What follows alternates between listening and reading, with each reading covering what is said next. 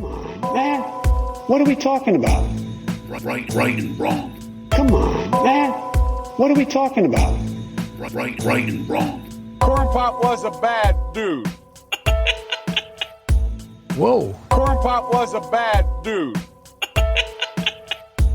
Whoa. Come on, man. What are we talking about? Right and wrong. Come on, man. What are we talking about? Welcome to Right and Wrong, the show where we try to wake up the woke by talking common sense about the issues of the day. I'm your host, Brian Ruka, and with me, as always, is the man, the myth, the legend, producer Juice. He's known by the truth box in chat rooms from here to Canada for his ability to just speak the truth all day, every day. What do you have to say to the people out there in the Right and Wrong audience today, my friend? What is gender? Well, it's what people feel they are. It's like, yeah, that's your theory, eh? That's a stupid theory. It's not going anywhere, that theory. And so that's just a theory that enables you to claim something like the primacy of your narcissistic whim. It has nothing to do with the careful delineation of what actually constitutes identity. And so it's complex because there is variability in masculinity and femininity on top of the binary biological substructure. And so that also means that you have to have a certain amount of tolerance for role variability. And you should, because there are masculine women and there are feminine men. And it's harder for them in some real sense to adopt the role that would be easily commensurate with their biological identity because they share many features, temperamental features that are characteristic of the opposite sex. But that doesn't mean that they're born in the wrong body. Yes, absolutely. Keep up the good work with those. Always a pleasure to hear from you, my friend. Good stuff. Well, today we have a loaded show as usual, and here's what we'll be talking about. There's another U.S. intelligence agency that now believes COVID started in a lab in Wuhan. Wow. I'm truly shocked. Who could have ever seen this one coming? China. Ron DeSantis recently laid out the blueprint for how to properly drain the swamp. We'll share that idea with y'all in that segment. And progressive darlings Lori Lightfoot and John Fetterman haven't been doing so hot lately.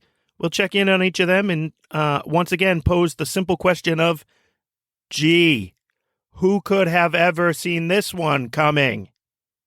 And in the Come On, Man segment of the day, we'll get to visit with a pastor who believes that God lives in the world of rainbows and unicorns. So with that being said, I would like to remind everyone to please like and subscribe to the show. Don't be afraid to recommend us to a friend, especially if you work at a collision repair shop and you recently discovered the show. Tell everybody else in the shop about it, please. Drop us a comment on Apple, share the show around, subscribe there so you do get the notifications every time we drop a new episode. And welcome aboard. And at this point, I do believe it is now that time in the show when we would like to welcome in our good old friend, Mr. Ric Flair, because it is showtime, baby. Woo! Showtime! Woo! Woo!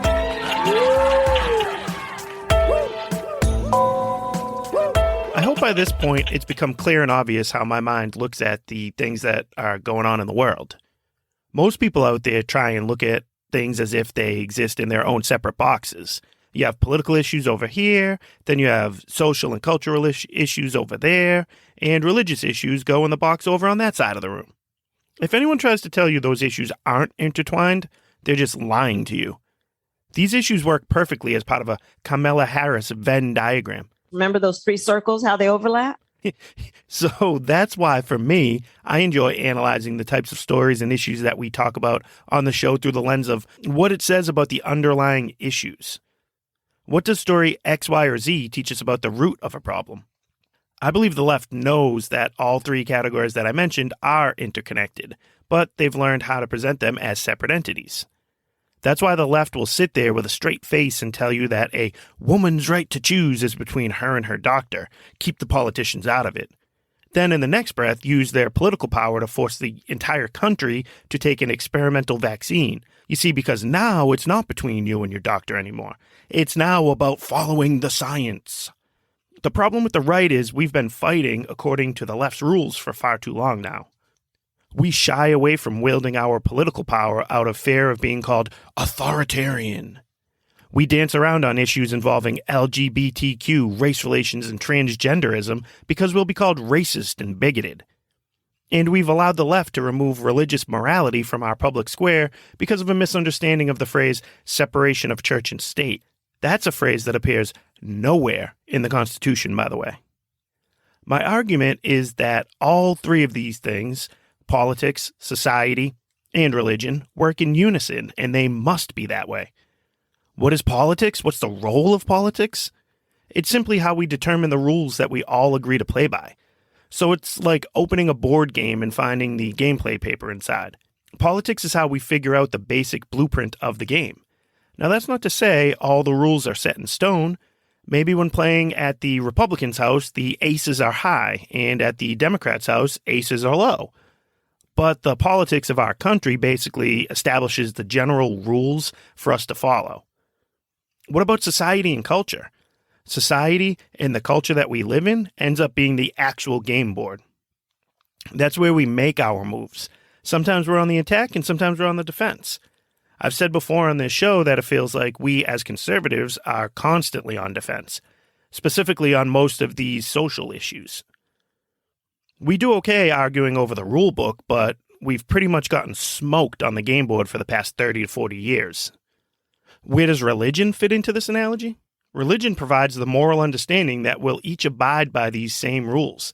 It provides us with the mutual respect needed to acknowledge that both sides want what's best for the country, even if we have different visions for how to get there. This part of the game has been a disaster. The left has been playing with an ace up their sleeve for years now, and the rhinos on the right have been more than willing to give up on this area. I've set them up in that order because, if having to rank them, that's the order of importance each area holds on how it impacts our country. Politics is at the top because it's really difficult to completely change the rules. Our form of government was set up this way specifically to safeguard against people that would be lusting after power. The political landscape is designed with checks and balances in mind. It's also designed to prevent mob rule, which we all know is the left's ultimate dream. Remember what James Madison wrote about the proposed federal government in the Federalist Papers. Quote, "If men were angels, no government would be necessary. If angels were to govern men, neither external nor internal controls on government would be necessary." End quote. Politics is at the top because it has that power and authority over us to either conserve what's already in place or to change the existing standards and norms. Abortions were being performed for years in this country. They were considered shameful and dangerous because it was an illegal act. Think back to what Swayze's dance partner had to go through in Dirty Dancing. Now fast forward to after Roe v. Wade, and the amount of abortions has skyrocketed, and they became a symbol of pride and independence. That's an example of a social minority that used political power to then change the culture that we live in. Before that decision in 1973, how many people would have felt comfortable openly defending a woman's right to choose? But since that point, the sides have flip-flopped. That's a perfect example of how politics shapes the society we live in.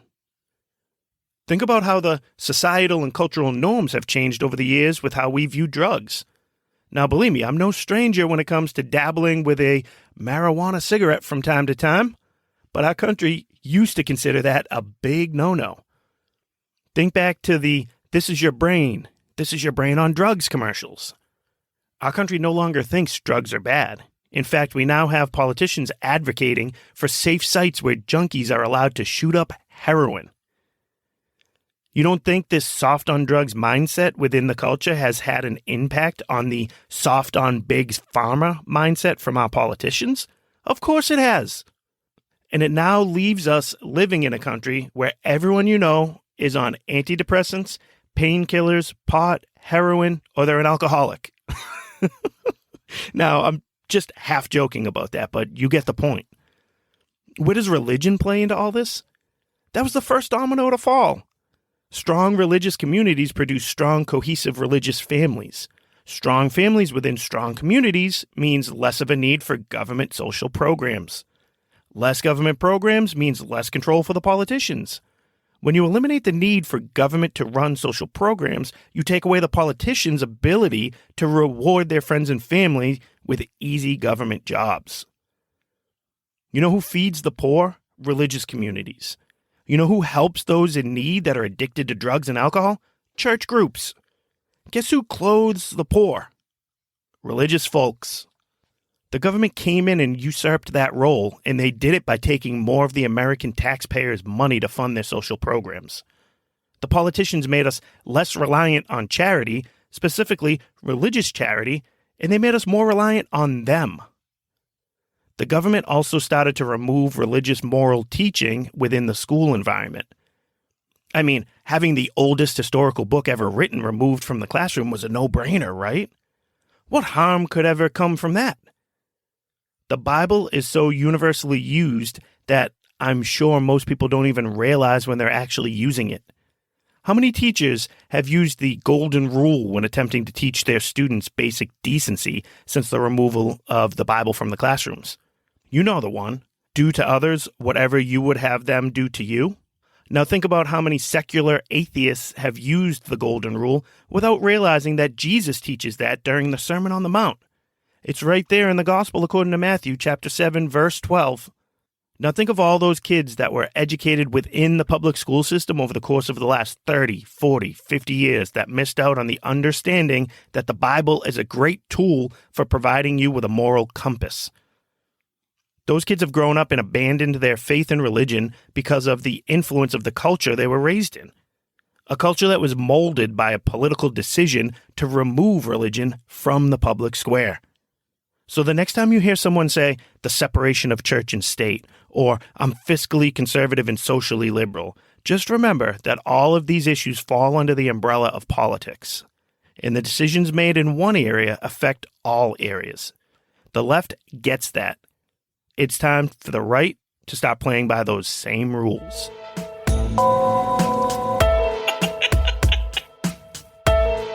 I love Venn diagrams.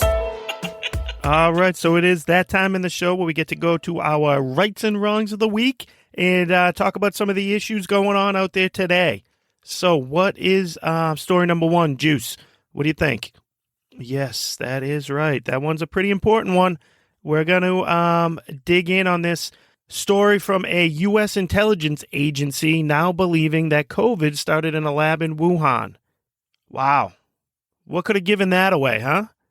I mean, took what, three years now? We're at year number 3 for these agencies to start determining what we all knew maybe 2 weeks after it started happening, or, maybe, I guess, a couple of months during the riots of 2020, the summer of Floyd. I think that's when we started figuring out that this was man-made in a laboratory.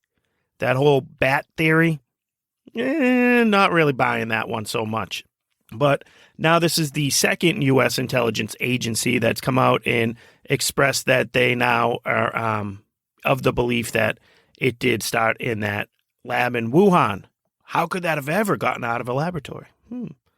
Well, anyways, I'd love to play some clips from how CNN decided to cover this, because that's always what it comes back to, these mainstream media companies and what they're presenting to everybody out there. They're just the most trusted name in news, by the way. But CNN had the reporter from the Wall Street Journal, I think his name is Michael Gordon, on to talk about this story. And Gordon's the one who broke the story or wrote about it in the the Wall Street Journal. I will definitely give you guys a warning in advance that, the angle that they go with and the way they try to cover this is just not surprisingly pathetic. CNN, it's just the way they try to frame this whole stuff is just ridiculous. So, Juice, you want to fire away with the first clip there? All right, go ahead. Clip number 1. There is new intelligence that's likely to rekindle the unsettled debate over the origins of COVID. The U.S. Department of Energy has concluded that it most likely came from a lab leak and not from an infected animal. But 2 CNN sources point out the department only backs this new assessment with, quote, low confidence. Yep. See, that's the angle they're going to go right off the bat. only backs it with low confidence.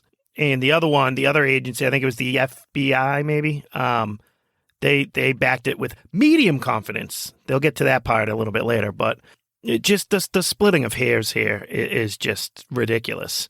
But that's the way they're going to try and go with it. All right, let's get back into more of the interview. So I think that was that Mr. Jim Acosta, the one who loves himself so much, stands in front of the mirror every day just reminding himself that he is the Jim Acosta. He's interviewing the guy. So here's a little bit of what they were talking about when they touched on how cooperative the Chinese government has been in the investigation so far into their lab. Juice, you want to play number 2 for us? Michael, I guess one of the problems here is that China has not exactly been very cooperative in helping the U.S. or the rest of the world, for that matter, get to the bottom of this. Without that kind of cooperation, will we ever know with any kind of certainty where the virus came from? Again, that kind of tells you everything you need to know, doesn't it? We need China's cooperation to help us figure this out. The simple fact that they're avoiding cooperating with everybody, simple fact that they let it get out of their country to try and avoid blame for it, should tell you everything you need to know. I mean, if they had nothing to hide here, if they weren't trying to, mess with the investigations, then maybe you'd have a leg to stand on. But why are they not cooperating? Because it came from their lab. Like, come on, wake up here. All right, let's finish up the clips in this segment with the third one. This one's a little bit longer. They kind of touch on our favorite flip-flopper out there, Mr. Fauci, for where he now stands or doesn't stand or who knows. But, listen to the question and then the response, and we'll jump back in. Juice, you got that one, number 3? Yeah, and I remember covering this when this lab leak theory first developed during the Trump administration. I spoke with a senior administration official who said, no, we have to consider this as a possibility. And I remember Dr. Anthony Fauci, who was really the leading scientist during the Trump and some of the Biden years on COVID, saying, no, he really thought it was a virus that came from a jump from animal to human. And we just are seemingly stuck in this debate ever since. Do you think that this is going to change the debate? Where do you see it headed? Well, first of all, Dr. Fauci now says, and I heard him recently, that he's open to both views, although he certainly tends toward the natural view. But what's happened, Jim, is that initially the theory was, well, it leapt from an animal host to a human being. And why was that? Because that's how it had happened before. But now we're 3 years into this. They've never found an animal, not one. And there's been renewed attention on the kind of research activity that was going on in Wuhan and the safety conditions under which that activity was being carried out, which is not high.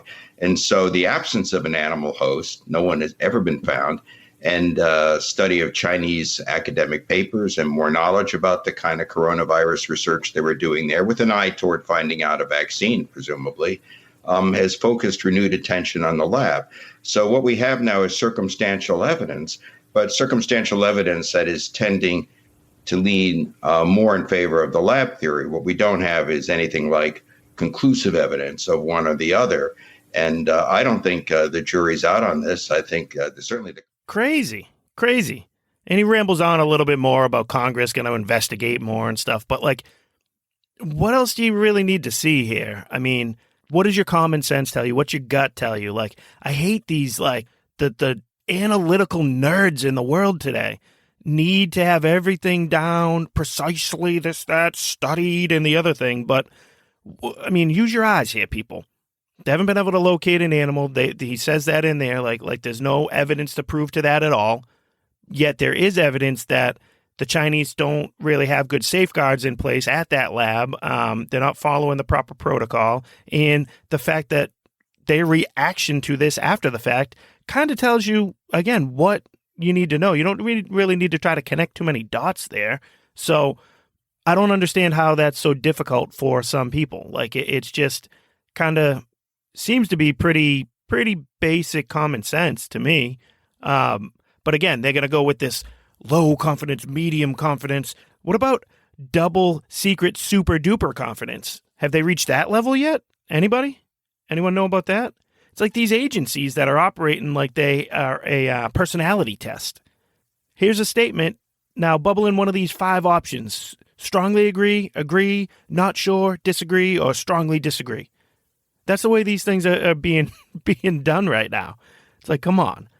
And you guys realize we have about 18 intelligence agencies looking into this stuff? Why do we need 18 different intelligence agencies? Especially if only 2 of them can somewhat agree that COVID started in that lab in Wuhan. Like this, again, like is going to lead into our next segment pretty good because it's time to start draining this swamp. You got to start shaving these departments down a little bit. Maybe consolidate. Instead of 18, maybe we can get by with 6, 9, maybe cut them in half. So this is just ridiculous. Again, I hate to just kind of use common sense because like everyone wants stats and evidence and stuff. And hey, I'm not a scientist. I'm not, a bureaucrat. I'm not over there investigating this stuff specifically, but just an American citizen who has a brain in his head, just like you. What do you guys think happened? Next. I'd say strong to quite strong. Yeah. So this next one, I'd love to play a clip that we have from the great governor of Florida, hopefully the future next president of the United States, Mr. Ron DeSantis. He lays out a plan on how to drain that swamp in D.C. So DeSantis was recently a guest on the Life, Liberty, and Levine show with Mark Levine, and Ron from Florida was asked how it's possible to drain that swamp when having to deal with federal employees who have civil service and union protection. I think he had this to say. Juice, you want to pull up that clip?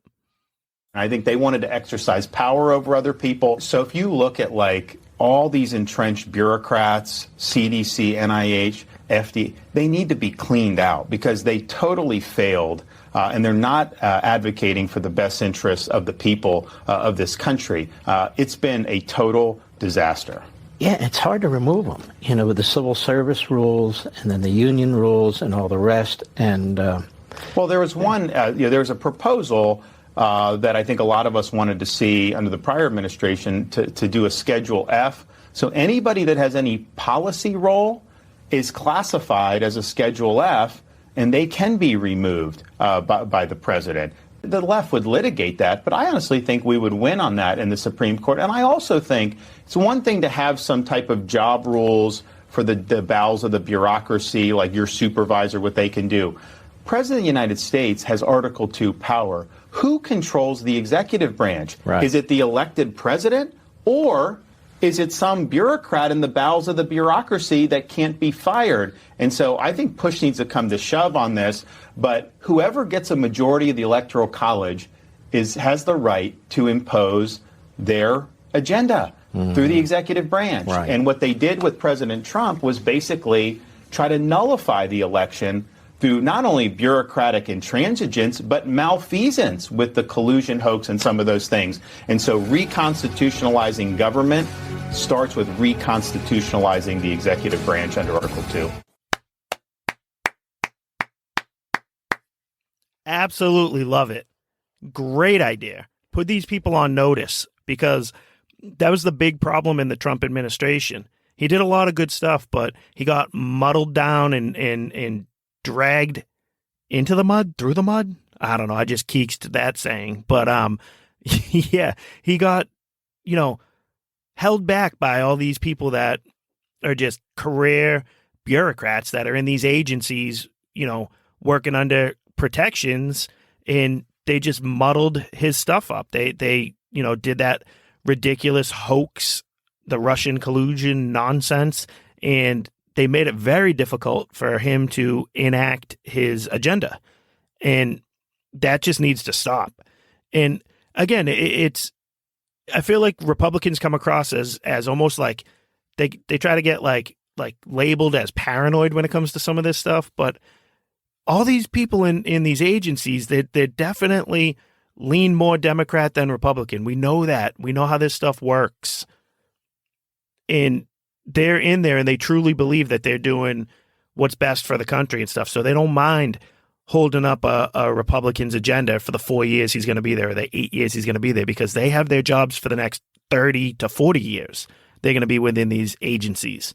So they just have to buy themselves a little bit of time while the Republicans in control until they can get another Democrat in and do their job, do their agenda. So I love how DeSantis, strong point about how you want some protections, you want your union stuff so that your boss can't like mess with you or whatever, like you can't be unfairly treated that way. But the president of the United States, that person absolutely has and deserves control on how to run these agencies or what agencies to have in place in the first place.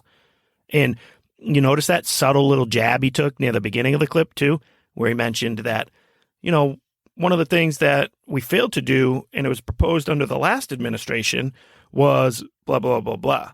And he's pretty much, he's signaling that Trump could have done this, but he didn't. Trump ran on a drain the swamp, campaign slogan, which was awesome, but he didn't really drain the swamp. And that's one of his biggest failures. I love a lot of what he did, but he definitely left too much bureaucratic power in place after he left. And, it's one of his major downfalls or failures in his presidency, because most of what he was able to do got completely undone and reversed with a stroke of a pen by geriatric Biden, President Unity, once he came in. So if you really want to make some effective change going forward, you need to kind of follow this model that DeSantis just laid out. And he seems like just the right guy to go ahead and do it. So for that, he's definitely earned my vote. He's earned it already before this, but that is just music to my ears when I hear a plan like that laid out. So great job, Ron in Florida. Next. It's called the swamp for a reason. All right. So you guys heard the news last week that at the beginning of the week, I think it was. Yeah, Mayor Lori Lightfoot is out after one term in Chicago as their mayor. So you guys all remember her, Mayor Lori Lightfoot in Chicago there, the one who is just so black and so gay, just like the untalented White House press secretary, that I'm sure she thought there was no way she'd be able to lose her reelection bid. Well, guess what? When your city is possibly the most unsafe place in the country and you try and rule with a lockdown iron fist, you lose that reelection bid, Mayor. It also doesn't help that when you have an off-putting personality and you pull stunts like only granting interviews to black reporters, that's not going to do you any favors either when it comes election time. But of course, she's not going to take this laying down. It's not because of her bad policy, inability to curb crime in her city, inability just to be an effective leader. It's not that. That's not the reason why she's out. According to Lightfoot herself, last Saturday before the election in the New Yorker, she had this to say. Critics of my 4-year tenure just don't want to see a black woman in leadership. I am a black woman, let's not forget, she told the outlet. Certain folks, frankly, don't support us in leadership roles. So that's the reason why she's not going to win. You get it? She lives in a city that's got one of the highest black populations in the country. She was elected by an overwhelming majority the first time around. And now that people got a taste of how she would lead and run the city over the course of 4 years and see how terrible she is, now they decide they want somebody else. And now, at this point, it's because they don't want to see a black woman in charge. They don't want to see, a black woman in a leadership role. No, they were perfectly willing to see a black woman in a leadership role. That's why they voted for you. They thought you would be a leader. They thought you'd be good at your job. But they were wrong. And that's the beautiful thing about this country. You get to fix your mistakes every 4 years or every 6 years or every 2 years. We have a lot of different election time frames, huh? Well, anyways, yes, you are on the clock every time you're in one of these positions. And don't do a good job, they'll vote your ass out like they just did. So it's been nice knowing you, Mayor Lightfoot, but you're going to have to go run along and go somewhere else, please, because you are out. Next. Beetle juice? Yes, that's it! Name's Beetlejuice? You said it twice, just say it once more, come on. Hey, what about Mr. John Fetterman? You guys remember him, the one who suffered a stroke and now has brain damage, yet was able to win a election as a senator in the state of Pennsylvania. Yep, that guy. Remember the one who started the debate by saying, "Good night and hello. Thank you for having me this evening." Like that jackass. Again, I'm just going to tell you guys, who could have ever saw this one coming? Yeah, I mean, guy suffers a stroke before the primary, too, so they could have replaced him with another Democrat. Yet, this jackass and the family around him, specifically his power-hungry wife, allow him to continue to seek this position. After he had a stroke, they have him out there campaigning across the state, in his best hoodie everywhere he goes. Going out there trying to talk to people where he can't even, form proper sentences, can't communicate, can't understand what people are saying to him. Comes in, he wins, he beats Dr. Oz, because, Dr. Oz just, I don't know, I don't know a ton about him, but it just didn't come across as a very good candidate to me, especially in that state. The Fetterman campaign correctly labeled, Oz as somebody who just wasn't a Pennsylvanian, didn't live there, wasn't from there, like that type of stuff. And that played well. It did. And, the Republicans should have ran a better candidate against him. But anyways, this guy was still able to win and then comes in. He's been an elected senator for 50 days now, something like that. And 2 weeks ago, he checked himself into Walter Reed Medical Center because of severe mental health issues. How do we end up here? Maybe when you put the brain damaged guy who had a stroke in there as a senator and he gets there and realizes now he has to live in Washington, D.C., he's on his own trying to attend attend to his busy schedule, trying to do the work of a senator, that wow, this is really hard. This is a lot of work. Need a lot of energy and mental stamina to do this. Need to be able to comprehend basic sentences. Need to be able to communicate with my peers and with my constituents. Wow, I kind of said that right this time. Making progress. Anyways, I mean, who could have saw this one? There's no reason this guy should have been in the race. Everybody around him in his personal life, on his campaign, on his staff, should feel great shame in what they did. It's sad to see, and it's frankly pathetic. And not against him. The guy had a stroke. He should be, recovering. He should be suffering some mental fatigue, mental issues. Of course. He just shouldn't have been running to be a senator. And again, the people around him. How do you look yourself in the mirror? How are you married to this man, his wife, who again is an activist, a progressive activist who loves the position she's now in because of him winning this? How do you put that stuff ahead of the health of the one you love, your husband? That is that's cold. It really is. And the people who voted for him, the people who ran him, and the people who are close to him and who claim to love him should be ashamed of themselves. Next. And that'll do it for the rights and wrongs of the week. Stick around because we have one more segment to go. It's the always fun, always popular, come on, man, segment of the day. Hi. Good night, everybody.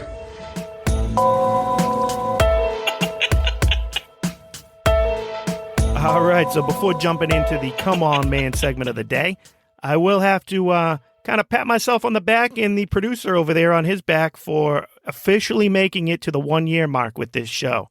Yes, that's right, my friends. Last year, on March 1st of 2022, we did produce the very first episode of the Right and Wrong show called A Reason to Rant. I haven't gone back and listened to it yet because I'm sure it's going to make me cringe at how awkward and maybe bad it's going to sound compared to where we're at today. Who knows? I'm not sure. I'll check that one out at some point. But yeah, it's a pretty big accomplishment. I've no stranger to sharing that we'd like to be a little bit further along with the amount of followers we have and the buzz we're able to create with the show. We're not quite where we want to be with that yet, but just to be able to do it pretty much consistently, missed a few weeks here and there, but pretty consistent with it for a whole year is something to be proud of. And I know I am. I know the Truth Box is over there as well. So, we wouldn't be able to do it unless we knew people were still listening to it. So I really appreciate the text messages we get from the listeners out there, the ones that we do know personally, and from the comments that you guys leave on the, the show page and everything like that. So that stuff helps. It helps at least remind us that there are people involved, invested, and liking what we have to say and what we bring to the table. So thank you guys so much for sticking with us for a year. Again, we wouldn't be able to do a show if nobody at all was listening except the Juice Box and the beautiful Miss Ashley. So, and Miss Keeks too. If it wasn't just us and our wives listening to it, we wouldn't be able to do the show. So, all right. With that being said, it's time to shift gears and move into the segment that you guys all know about. It's been a staple of the show since day one, but this is our Come On Man segment of the day. And it's simply when we find somebody who says or does something so ridiculous that even with us sitting here making fun of them for a couple minutes, there's really nothing else you could say to them except, come on, man. And that's the whole idea behind this segment. So why don't we move over to the clip of the week? Who do we got, Juice? Oh, yes, that is right. This one is going to be from a pastor who kind of went a little off topic there with what he had to say. And I know you can't see the clip that I'm about to play, but this guy had, his sash that they wear, the scarf looking thing that they wear. Yeah, good Catholic boy over here doesn't know what it's really supposed to be called, but it's rainbow colored, all rainbow colored. And he's sitting there and decides to go on this little speech.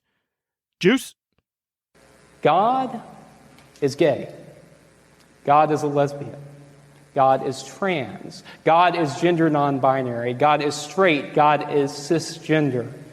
God is black. God is white. God is Middle Eastern. God is Asian. God is differently abled mentally and physically. God is able-bodied.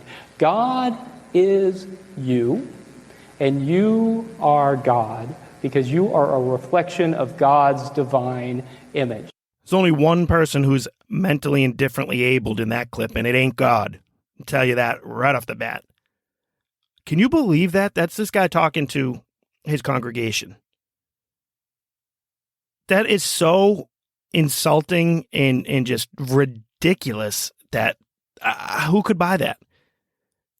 God created man in the image of God, not the other way around, my friend. This guy's trying to fit God into the boxes of all the people, the people he's trying to speak to there. He wants everyone's feelings to be intact and to feel great and warm and fuzzy inside. He's dumbing down his message to try to placate all the gays and lesbians and transes and blacks and whites and, anything else out there. He doesn't care what you are. He's going to try and make his message speak to you. We shouldn't be trying to conform God to us, to make God more like us. We need to try and make ourselves more like God. We need to shoot for perfection, like we mentioned last week. And it's not easy. It's definitely not easy. But when you get people like this jackass, they're trying to tell you that God is gay, God is a lesbian, it's certainly not going to make it any easier. I can't believe he went there with that. Gender nonconforming. No. Those are the imperfect human beings that are gay and lesbian and gender nonconforming and black and white and brown and yellow. That's us, the sinners of the world, the ones who can't comprehend the mystery of faith. That's not God. God is God. That's it. He's not all those other things. God was human once when he lived on this earth as Jesus. Jesus of Nazareth. And that guy was not gay, lesbian, trans. He was the Son of Man, coming to save us, to set us free from our sin and deliver us the opportunity at eternal life in heaven with God. He's offering us an opportunity to be more like God. Again, not an opportunity to have God be more like us. I know it was a short clip. Usually we go a little bit longer with some of those things, but that one just stood out so bad to me. Like, I saw that one on Twitter and just cringed. And this guy, like, he's saying it with this smirk on his face, like he discovered this great aha, eureka moment.